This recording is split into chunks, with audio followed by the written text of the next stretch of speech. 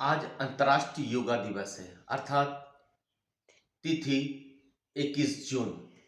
21 जून को अंतर्राष्ट्रीय योगा दिवस मनाया जाता है। अगर हम लोग आधुनिकता की बात करें तो याद रखिएगा संयुक्त राष्ट्र संघ के द्वारा 2014 में इसको स्वीकृति दी गई अर्थात 177 देशों ने इसको मान्यता प्रदान किया। और उसके बाद हम लोग देखते हैं कि 21 जून 2015 से अंतर्राष्ट्रीय योगा दिवस मनाया जा रहा है।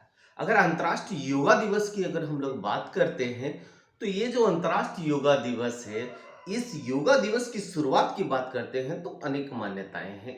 ठीक है, कहा जाता है कि कुछ मान्यताओं के अनुसार कहा जाता है कि ये जो अंतर्राष्ट्रीय वैदिक काल से, और कुछ माना जाता है कि इससे प्राचीन से, लेकिन कुछ भी हो इसका जन्म भारत में हुआ है। और अंतर्राष्ट्रीय योगा दिवस में योग किस प्रकार आया उसके बारे में थोड़ा सा चर्चा करेंगे।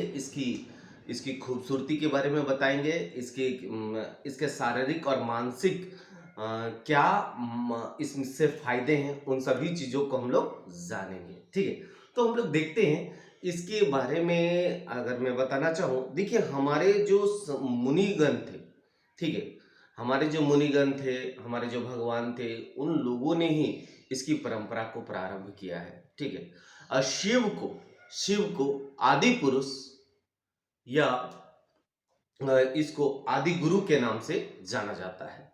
अब हम लोग देखते हैं कि शिव भगवान के द्वारा ही देखते हैं कि इसकी परंपरा, योग की परंपरा को प्रारंभ किए। ठीक है, और उसके बाद अगर आगे चलकर देखते हैं तो हम लोग देखते हैं कि आप देखेंगे कि महात्मा बुद्ध, महावीर जैसे बड़े बड़े मुनि लोगों ने योग की परंपरा को प्रारंभ किया।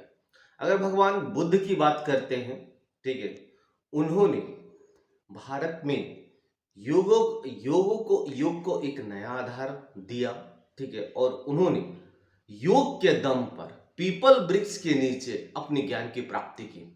वहीं पर हम लोग देखते हैं महावीर की अगर बात करते हैं, अगर महावीर की बात करते हैं तो ये साल वृक्ष के नीचे, ठीक है, साल वृक्ष के नीचे इनको ज्ञान की प्राप्ति होती है।